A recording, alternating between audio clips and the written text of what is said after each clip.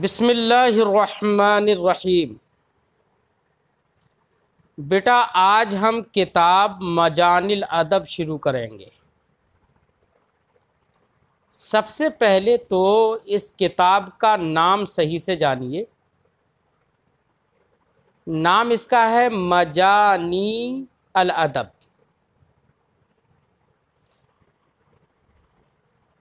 بیٹا ایک لفظ ہوتا ہے جنے یا یجنا، اس کا معنی ہوتا ہے پھل کا پک جانا، پیڑ پر پھلوں کا اترنا۔ اسی سے بیٹا مجنا اس میں ظرف ہے۔ اب مجنا کا معنی ہوا وہ جگہ جہاں پر پکے ہوئے پھول ہوں یا جس پہ پکے ہوئے میوے اترے ہوئے ہوں، اسی کی جمع ہے مجانی۔ اب اگر ہم اس کا واحد کہیں گے تو ہم کہیں گے مجن الادب، تو اب معنی ہوگا ادب کے پختگی کی جگہ۔ کیا معنی ہوگا؟ ادب کی پختگی کی جگہ۔ اور مجانی کہیں گے تو وہی جمع ہو گیا، تو معنی ہوگا ادب کی پختگیوں کی جگہ، بہت ساری جگہیں۔ گویا کہ صاحب کتاب نے جو یہ نام اپنی کتاب کا رکھا ہے، ان کا یہ ارادہ ہوگا کہ میری یہ کتاب علم و ادب کے حسین پھولوں کا گلدستہ ہے، علم و ادب کے نت نئے اور رنگ برنگے خوبصورت پھلوں کی اترنے کی جگہ ہے، جہاں پر لوگ اگر اسے پڑھیں گے تو ان کو طرح طرح کے ادبی پھل ملیں گے، ان کے خوبصورت پھول، یہاں پر ادب کے خوبصورت پھول ان کو چننے کے لیے ملیں گے۔ یعنی کتاب گویا کہ علم و ادب کے پھولوں کا یہ گلشن اور ایک گلدستہ ہے، لہذا لوگوں کو چاہیے کہ اس کو پڑھیں اور علم و ادب کے پھول اپنے ہاتھوں میں لیں، اپنے دلوں کو آراستہ کریں اس سے۔ اس مقصد سے انہوں نے مجانی الادب کتاب کا یہ نام رکھا ہوگا۔ اب یہ کتاب بیٹا عربی ادب میں ہے، تو سب سے پہلے تو ہمیں یہ جاننا ہے کہ عربی ادب کہتے کسے ہیں۔ کوئی بھی فن اور کوئی بھی سبجیکٹ پڑھنے سے پہلے طالب علم کو یہ معلوم ہونا چاہیے کہ اس سبجیکٹ اور اس فن کی ضرورت کیا ہے، مقصد کیا ہے پڑھنے کا۔ وہ فن اور وہ علم ہے کیا، یہ باتیں اسے معلوم ہونا چاہیے۔ اگر اس کو یہ بات معلوم ہو کہ ہم جو سبجیکٹ پڑھ رہے ہیں وہ سبجیکٹ یہ ہے، تب تو ہر آدمی کہے گا کہ آدمی سمجھدار ہے۔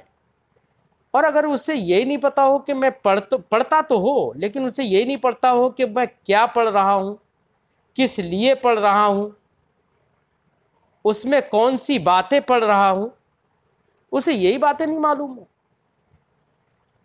تو ایسی صورت میں ہر آدمی کہے گا کہ یہ آدمی تو وہ چیز طلب کر رہا ہے، وہ چیز تلاش کر رہا ہے، وہ چیز حاصل کر رہا ہے کہ جس کے بارے میں اسے کچھ پتہ ہی نہیں ہے۔ اسی کو بیٹا طلب مجہول کہتے ہیں عربی زبان میں، یعنی جو چیز معلوم نہیں، جس کے بارے میں کچھ معلومات نہیں، جس کا کوئی مقصد نہیں، وہ چیز حاصل کرنے کی تلاش میں لگنا۔ اس لیے ہر کتاب اور ہر فن کو پڑھنے سے پہلے طالب علم کو اس فن کے بارے میں معلوم ہونا چاہیے کہ میں جو فن پڑھنے جا رہا ہوں وہ فن یہ والا ہے، اس کا یہ مقصد ہے، اس کا یہ کام ہے، اسے یہ سب چیزیں معلوم ہوں، مجھے اس کے پڑھنے کی اس لیے ضرورت ہے، اس میں یہ چیزیں پڑھوں گا۔ بات سمجھ بھائی؟ آپ کوئی راستہ چلے، راستہ چل رہے ہیں صاحب، سفر لمبا ہو گیا، تھک گئے، لوگوں نے پوچھا کہاں جا رہے ہو، جواب میں کہا کہ بس چل رہا ہوں، مجھے نہیں پتا میں کہاں جا رہا ہوں، تھک کے چور ہو رہا ہے، لیکن یہ اسے پتہ ہی نہیں ہے کہ کہاں جا رہا ہے۔ تو لوگ ایسے راستہ چلنے والے آدمی کو بے وقوف کہیں گے کہ راستہ بھی چل رہا ہے اور یہ بھی نہیں پتا کہاں جا رہا ہے۔ اس کا مطلب میری ان مثالوں سے آپ کو ایک بات یہ سمجھ میں آئی کہ ہم کوئی بھی راستہ چلیں تو راستہ چلنے سے پہلے ہمیں اپنی منزل کا علم ہونا چاہیے کہ ہم یہ راستہ چلیں گے تو ہم وہاں پر پہنچیں گے، اپنی منزل مقصود معلوم ہونا چاہیے پہلے، ٹھیک ہے؟ اس لیے علم ادب پڑھنے سے پہلے بیٹا علم ادب کی تعریف معلوم ہونا چاہیے، علم ادب کی غرض اور اس کی غایت کیا ہے، اس کو پڑھنے کا مقصد کیا ہے وہ بھی معلوم ہونا چاہیے۔ علم ادب میں کون سی باتیں پڑھے گا، کیا چیزیں حاصل کرنا ہے اس میں، یہ باتیں بھی معلوم ہونا چاہیے، یعنی اس کا موضوع کیا ہوگا جس کے احوال سے بحث ہوگی، ٹھیک ہے؟ تو یہ تینوں چیزیں ہر علم کے شروع میں معلوم ہونا چاہیے، ایسے ہی علم ادب کے پڑھنے کے شروع میں بھی معلوم ہونا چاہیے۔ تو اب ہم سب سے پہلے علم ادب کی تعریف بتاتے ہیں۔ آپ لوگ اگر عربی زبان کے الفاظ ہی اگر اپنی کاپی پر نقل کر لیں اور ویسے ہی رٹ لیں اسے تو زیادہ بہتر ہے، اردو میں ترجمہ بھی میں بتاؤں گا۔ تو علم ادب کی تعریف کیا ہے؟ تو علم ادب کہتے ہیں علم الادب هو علم يحترز به عن الخلل في الكلام لفظا وكتابة۔ علم ادب وہ علم ہے جس کے ذریعے سے بولنے اور لکھنے میں غلطیاں کرنے سے بچا جا سکے۔ کیا علم ادب کی تعریف ہوئی بیٹا؟ تو علم ادب کی تعریف معلوم ہو گئی، عربی میں ہوا علم یحترز به عن الخلل فی الکلام لفظا و کتابہ، ٹھیک؟ اردو میں ترجمہ کریں، علم ادب وہ علم ہے جس کے ذریعے سے کلام میں بولنے اور لکھنے کی غلطیوں سے بچا جا سکے، ٹھیک؟ تو بیٹا علم ادب چاہے وہ عربی ادب ہو، چاہے وہ انگلش لٹریچر ہو، چاہے اردو ادب ہو، یا دنیا کی کسی زبان کا ادب ہو، ہر ادب کے پڑھنے سے مقصد یہی ہوتا ہے کہ اس زبان کے بولنے میں، لکھنے میں، پڑھنے میں آدمی غلطی نہ کرے۔ تو غلطیوں، لکھنے، بولنے، پڑھنے کی غلطیوں سے بچنے کے لیے کسی بھی زبان کا ادب حاصل کیا جاتا ہے، ٹھیک؟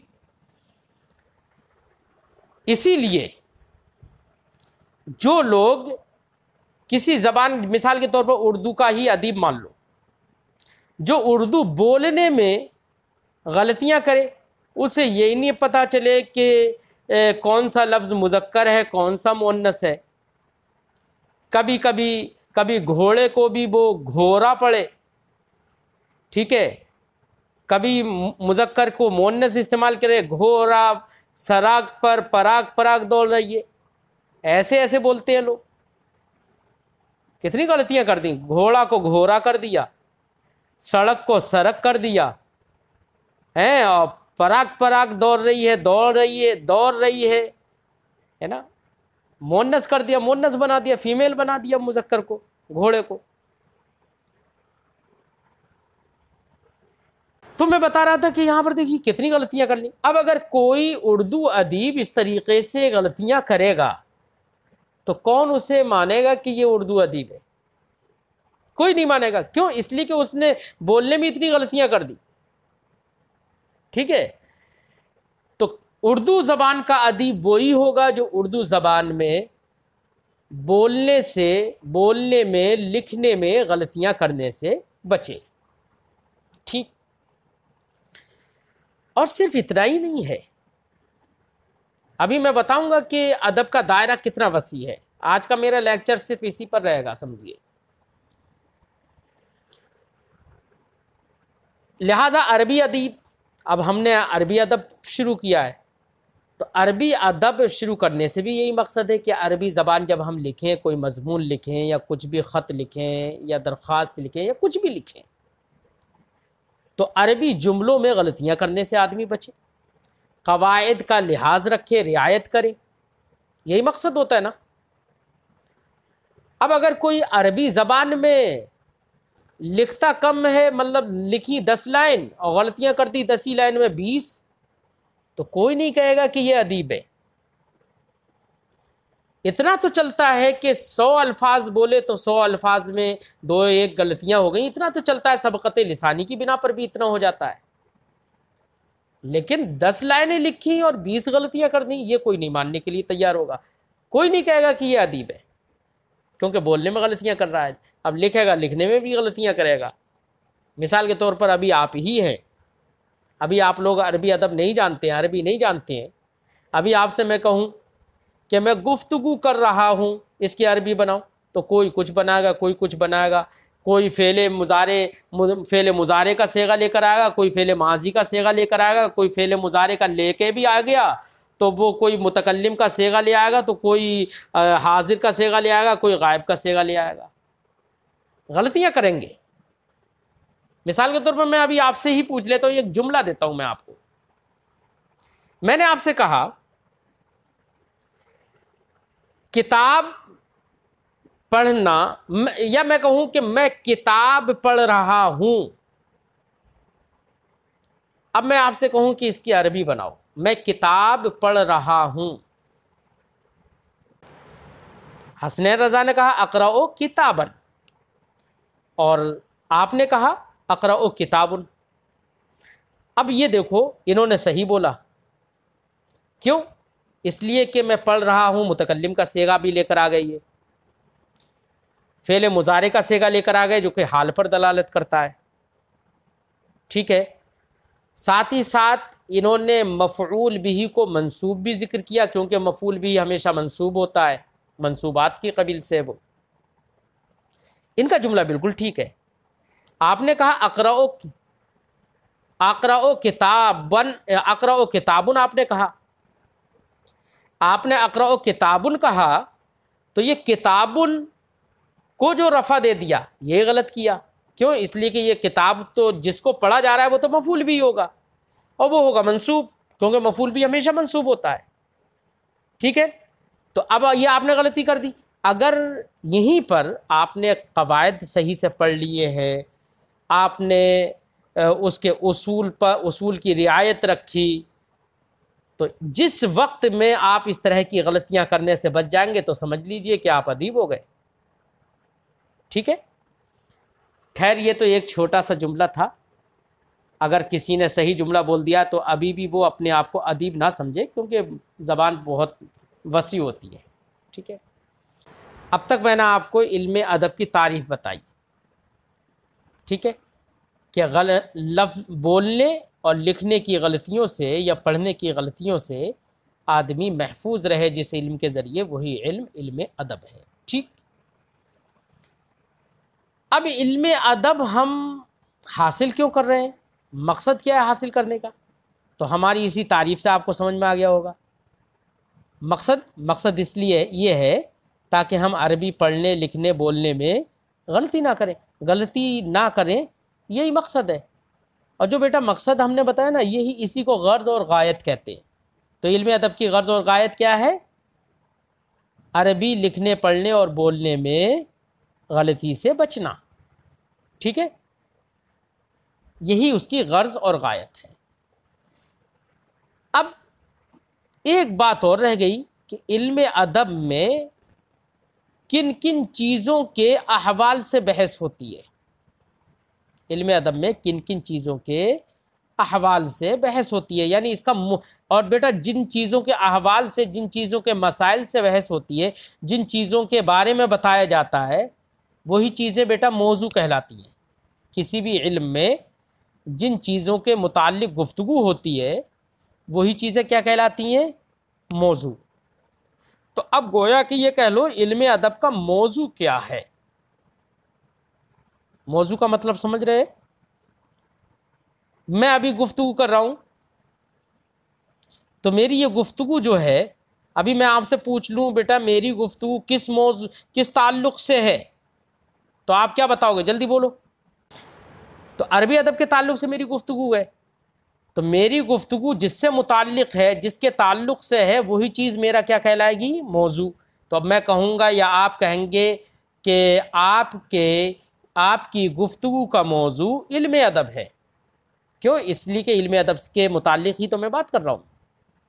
ایسے ہی کوئی بھی علم ہو بیٹا، ہر علم کے متعلق جس علم، اس علم میں جن جن چیزوں کے متعلق گفتگو ہوتی ہے وہی چیزیں کیا کہلاتی ہیں؟ موضوع۔ تو علم ادب کے اندر بھئی کون سی چیزوں سے متعلق گفتگو ہوگی؟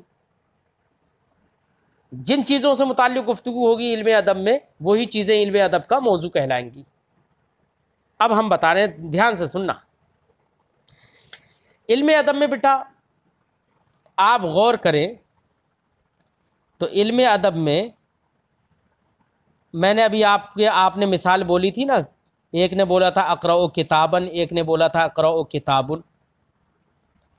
تو میں نے کہا تھا کہ اقرأ کتابن جس نے بولا اس نے غلط بولا، اقرأ کتابن جس نے بولا اس نے صحیح بولا۔ میں نے یہی تو کہا تھا نا، اور میں نے وجہ بھی بتائی تھی۔ وجہ میں نے بتائی تھی کہ جس نے کتابن بولا ہے اس نے صحیح بولا۔ کیوں؟ اس لیے کہ اقرأ فعل مضارع ہے اور اس کے اندر انا ضمیر مستتر تو فاعل ہو گیا، ٹھیک ہے، اور کتاب تو پڑھ رہا ہے نا، تو کتاب تو مفعول بھی ہی ہے، اور مفعول بھی ہی ہمیشہ منصوب ہوتا ہے۔ یہ میں نے وجہ بھی بتائی تھی۔ تو بیٹا یہ غلطی ہمیں تبھی تو سمجھ میں آئی نا کہ جب کہ ہم پہلے مفعول بھی ہی جانتے ہوں، یہ بھی جانتے ہوں کہ مفعول بھی ہی منصوب ہوتا ہے، تبھی تو ہم غلطی سمجھ پائیں گے۔ اور اگر ہم یہی نہیں جانتے ہوں تو غلطی سمجھ پائیں گے؟ نہیں سمجھ پائیں گے۔ اس کا مطلب یہ ہے علم ادب میں یہ سب باتیں جاننا، سیکھنا، سمجھنا، سمجھانا ہوتا ہے۔ اس کا مطلب علم ادب کے اندر بحث کس سے ہوتی ہے؟ علم نحو سے ہوتی ہے، ٹھیک ہے نا۔ تو علم نحو کے مسائل جب یہاں پر بیان کیے جاتے ہیں تو اس کا مطلب اس کا موضوع علم نحو بھی ہوگا۔ اور میں نے بتایا اقرأ فعل مضارع ہے، واحد متکلم کا صیغہ ہے۔ یہ صیغے وغیرہ بیٹا کس سے معلوم ہوتے ہیں؟ یہ علم صرف سے معلوم ہوتے ہیں، ٹھیک ہے نا۔ تو اس کا مطلب یہ ہے کہ علم ادب کے اندر جب ہم عبارت پڑھیں گے، پڑھائیں گے، سمجھائیں گے نا، تو وہاں پر صیغے بھی بتائیں گے، وہاں پر ترکیب بھی بتائیں گے۔ تو اس کا مطلب یہ ہوا کہ علم صرف کے احوال سے بھی بحث ہوگی، علم نحو کے احوال سے بھی بحث ہوگی، ٹھیک ہے نا۔ تو علم، اور جس کے احوال سے بحث ہو وہ موضوع، تو علم صرف بھی موضوع ہوگا، علم نحو بھی موضوع ہوگا، ٹھیک ہے نا۔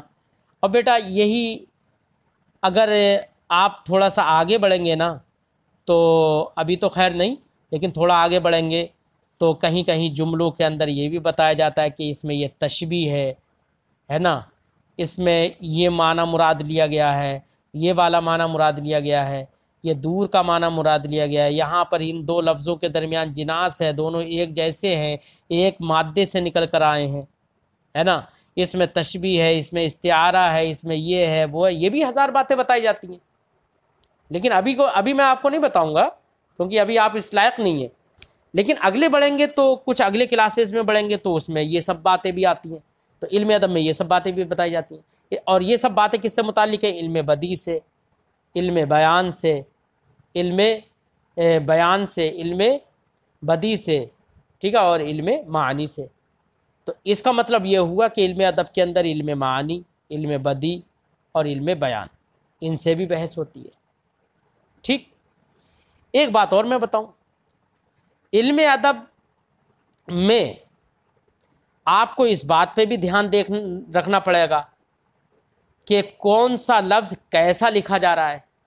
مثال کے طور پر عمر، کہیں پر میں نے بولا جاء عمر، رأیت عمرہ، ٹھیک ہے. اب میں آپ سے کہوں بیٹا رأیت عمرہ لکھ کے دکھاؤ، تو آپ عمرہ کیسے لکھو گے؟ تو عین میم رے تو لکھ دو گے، ٹھیک ہے نا. اور وہیں پر جب عمرہ میں نے بولا تو عمرہ لکھ دیا آپ نے، عین میم رے لکھ دیا اور رے پہ زبر لگا دیا. لیکن میں نے وہیں پر بولا رأیت عمرن، کیا بولا میں نے؟ رأیت عمرن. اب عمرن میں آپ سے بول رہا ہوں، اب میں آپ سے کہوں بیٹا لکھ کے دکھاؤ، تو آپ عین میم رے لکھ دیں گے اور آگے اس پہ 2 زبر لگا دیں گے یا الف لگا دیں گے، ٹھیک ہے نا. آپ تو سمجھیں گے کہ صحیح ہے، لیکن یہ رسم الخط غلط ہے.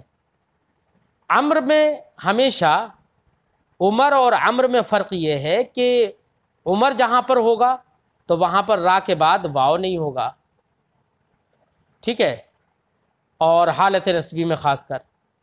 اور جہاں پر عمر ہوگا وہاں پر حالت نصبی میں را کے بعد واو لکھا جاتا ہے، بلکہ حالت رفع میں بھی لکھا جاتا ہے، لیکن خاص کر میں کہہ رہا ہوں حالت نصبی میں، کیونکہ واو بھی ہوگا اور پھر اس پر الف، اس کے آگے الف بھی ہوگا. تو دیکھو یہ فرق ہو گیا.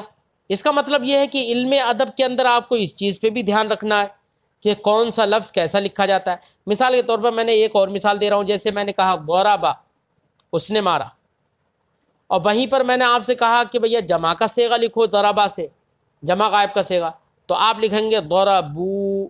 اب ضربو میں واو تو لکھ دیا، لیکن عربی میں رسم الخط آپ دیکھیں گے تو یہ ہے کہ جب صیغہ جمع مذکر غائب لکھا جائے گا تو ایسی صورت میں واو کے آگے الف لکھا جاتا ہے، تو رسم الخط میں الف لکھا جائے گا بیٹا، ٹھیک ہے نا. تو اس کا مطلب، اور یہ چیزیں بھی بتائی جاتی ہیں عربی ادب میں، ان چیزوں پہ بھی دھیان رکھنا پڑے گا. اس کا مطلب یہ ہے کہ خط یعنی لکھنا جو ہے نا، اس کے احوال، اس کے مسائل بھی علم ادب کے اندر بیان کیے جاتے ہیں. اس کا مطلب یہ نکلا. اب دوسرے لفظوں میں ہم یہ کہہ لیں کہ علم ادب کے اندر علم الخط سے بھی بحث ہوتی ہے، ٹھیک ہے. ایسی بیٹا علم ادب کے اندر ترجمہ نگاری سے بھی بحث ہوتی ہے. کوئی آدمی ایسا ہو جس کو ترجمہ ہی کرنا نہ آتا ہو، نہ اردو کا عربی میں، نہ عربی کا اردو میں ترجمہ کرنا آتا ہو، کچھ بھی کرنا نہیں آ رہا ہے، تو آپ کہیں گے اس کو کہ تم ادیب ہو؟ نہیں کہو گے نا، نہیں کہو گے ادیب ہو. اس کا مطلب یہ ہے کہ ادیب ہونے کے لیے اور ادب کا اچھے ہونے کے لیے ضروری ہے کہ وہ ترجمہ بھی جانتا ہو، ترجمہ کرنا بھی سمجھتا ہو کہ ترجمہ کسے کہتے ہیں. اس کا مطلب علم ادب کے اندر علم الترجمہ سے بھی بحث ہوتی ہے. مضمون لکھنا ہی کسی کو نہیں آتا ہے، مضمون لکھنا نہیں آتا ہے عربی میں، اور مضمون لکھنے کو ہی بیٹا انشا کہتے ہیں. کیا آپ کسی کو مضمون لکھنا ہی نہیں آئے تو کیا آپ کہیں گے کہ یہ ادیب ہے؟ نہیں، ادیب تو وہ ہوتا ہے جس کو مضمون بھی لکھنا ہے، جو برجستہ فٹافٹ لکھتا چلا جائے، وہ ادیب ہوتا ہے، ٹھیک ہے. اس سے یہ سمجھ میں آیا کہ علم الانشاء کے مسائل بھی عربی ادب میں جانے جاتے ہیں، تو علم الانشاء بھی علم ادب کا موضوع ہوگا، ٹھیک ہے. ایسے ہی اگر اور آگے بڑھیں، اگر منظوم کتاب عربی ادب منظوم ہو کہیں پر، تو منظوم ہونے کی صورت میں بیٹا علم قافیہ کی بھی ضرورت پڑے گی وہاں پر سمجھنے کے لیے، علم ردیف کی بھی ضرورت پڑے گی وہاں پر سمجھنے کے لیے، بحروں کو بھی، اس کا وزن جاننے کے لیے بحروں کی بھی ضرورت پڑے گی. اس کا مطلب یہ ہوا کہ علم ادب کے اندر علم عروض سے بھی بحث ہوتی ہے اور علم قافیہ سے بھی بحث ہوتی ہے، ٹھیک ہے. اور تھوڑا سا آگے بڑھو. ایک ادیب جب کچھ پڑھاتا ہے جب کسی مثال کے طور پر کسی کا چیپٹر ہم پڑھا رہے ہیں تو اس چیپٹر کے بارے میں وہ یہ بھی بتائے گا ادیب کہ یہ چیپٹر کس نے لکھا ہے، لکھنے والا کہاں کا رہنے والا تھا، لکھنے والا کن کن بات کی، اس کی زندگی کی کیا کیا خاص باتیں ہیں. یہ سب باتیں بھی بیٹا علم ادب کے اندر بتائی جاتی ہیں، سکھائی جاتی ہیں. ابھی آپ کے لیے نہیں، لیکن تھوڑی بڑی جماعت میں جائیں گے آپ تو اس میں سب یہ باتیں سکھائی جاتی ہیں. اور اسی کو بیٹا علم تاریخ کہتے ہیں. کسی کی سوانح کو بیان کرنا، کسی کی زندگی کے بارے میں بتانا، یہی کیا ہے؟ علم تاریخ ہے. اس سے پتہ چلا کہ علم ادب کے اندر علم تاریخ کے مسائل بھی بتائے جاتے ہیں. ٹھیک ہے نا؟ ایسے ہی بیٹا ایک ادیب جب ہوتا ہے تو وہ اپنے معافی ضمیر کو لوگوں کو اس طریقے سے پیش کیا جاتا ہے، معافی ضمیر کو لوگوں کے سامنے اس طرح سے پیش کرتا ہے کہ لوگ اس کے جملوں سے بھی متاثر ہوتے ہیں، جملوں کے معانی سے بھی متاثر ہوتے ہیں. اور یہ جو آدمی اچھے انداز میں پیش کر سکتا ہے اسی آدمی کی باتوں سے لوگ متاثر بھی ہوتے ہیں. اور یہ بات کو اچھے انداز میں پیش کر دینا، جس کو ہم اچھی تقریر کہتے ہیں اردو زبان میں، اسی کو بیٹا عربی زبان میں محاورہ کہتے ہیں، جس کو انگلش میں لیکچر کہتے ہیں. تو ایک ادیب ہو اور وہ صحیح سے اپنی بات ہی لوگوں کے سامنے نہیں پیش کر پاتا ہو تو آپ لوگ اس کو ادیب کبھی نہیں مانیں گے. اس کا مطلب یہ ہوا کہ ادب میں دخل ہے علم محاورہ یعنی لیکچر کا بھی. تو بیٹا میں نے اتنے علم تقریباً میں نے آپ کے سامنے اب تک 12 علم پیش کر دیے. اب میری گفتگو سے آپ کے ایک بات سمجھ میں آ گئی ہوگی کہ علم ادب کے اندر یہ 12 فنون جو میں نے ذکر کر دیے ہیں، ان 12 فنون سے بحث ہوتی ہے. ان 12 فنون کے مسائل کو ذکر کیا جاتا ہے، پڑھا جاتا ہے، پڑھایا جاتا ہے، سمجھا جاتا ہے، سمجھایا جاتا ہے. کس میں؟ علم ادب میں. اور میں نے آپ کو بتایا تھا جن چیزوں کے احوال اور مسائل اور جن چیزوں سے متعلق باتیں بیان کی جائیں وہی موضوع ہوتے ہیں. لہذا آپ کے سمجھ میں آ گیا ہوگا کہ علم ادب کا موضوع کوئی ایک چیز نہیں ہے، بلکہ یہ 12 علوم کا مجموعہ ہے. سمجھے نہیں؟ اسی لیے بعض علماء نے یہ تک کہہ دیا کہ علم ادب کا کوئی موضوع نہیں ہے، کیونکہ ایک چیز ہوتی تب بھی صحیح، یہاں تو 12 ہیں. اب 12 چیزیں ہو گئی ہیں تو بڑی متعدد ہو گئی، بہت زیادہ ہو گئی. اور تعدد موضوع سے تعدد علم لازم آتا ہے. اس لیے بعض لوگوں نے کہا کہ یار علم ادب کا متعدد ہونا لازم آ جائے گا اس سے. تو اس لیے بعض لوگوں نے تو یہ کہہ دیا کہ علم ادب کا کوئی موضوع نہیں ہے، لیکن اکثر علماء نے یہی کہا کہ علم ادب کے یہ ساری چیزیں کا مجموعہ جو ہے وہ موضوع ہے. ٹھیک ہے؟ اب بیٹا میری گفتگو یہاں پر علم ادب سے متعلق ہوئی. علم ادب کی میں نے تعریف بتائی آپ کو، علم ادب کی غرض اور غایت بتائی میں نے، علم ادب کا موضوع بھی بتا دیا. تھوڑا سا اگر زیادہ یاد نہ رہے تو کم سے کم اتنا ذہن میں رکھنا کہ نحو، صرف اور علم بیان، علم بدیع اور علم معانی، عروض، قافیہ وغیرہ، علم محاضرہ، علم انشاء، علم ترجمہ، علم الخط، علم التاریخ، علم المحاضرہ، یہ سارے علوم جو ہیں وہ علم ادب کا موضوع ہے. ٹھیک؟ تو علم ادب کی تعریف یاد رکھنا. علم ادب وہ علم ہے جس کے ذریعے سے کلام عرب میں، بلکہ علم ادب عربی ادب کی تعریف کر لینا ہے. عربی ادب وہ علم ہے جس کے ذریعے سے کلام عرب میں ہم لفظی یعنی بولنے کی، لکھنے کی اور پڑھنے کی غلطیوں سے محفوظ رہ سکیں. اور ان غلطیوں سے محفوظ رہنا یہی اس کی غرض اور غایت ہے. اور اس کا موضوع کے سلسلے میں 2 قول. بعض لوگوں نے کہا کہ اس کا کوئی موضوع نہیں ہے، بعض لوگوں نے کہا ان 12 علوم جو میں نے ذکر کیے ان 12 علوم کا مجموعہ اس کا موضوع ہے. ٹھیک ہے؟ تو اس طریقے سے علم ادب کے بارے میں بیٹا آج ہم نے آپ کو یہ سب باتیں بتائیں. آپ کی ذمہ داری ہے 3 چیزیں یاد کرنا: علم ادب کی تعریف، علم ادب کی غرض علم ادب کا موضوع. ٹھیک ہے، یہ 3 چیزیں آپ یاد کر لینا. باقی تو میں نے سمجھانے کے لیے اتنی لمبی گفتگو کی، اتنے مطلب طرح طرح کی مثالیں دیں سمجھانے کے لیے صرف. ٹھیک ہے، بات یہی ہے کہ صرف 3 باتیں آپ کو یاد کرنا ہے.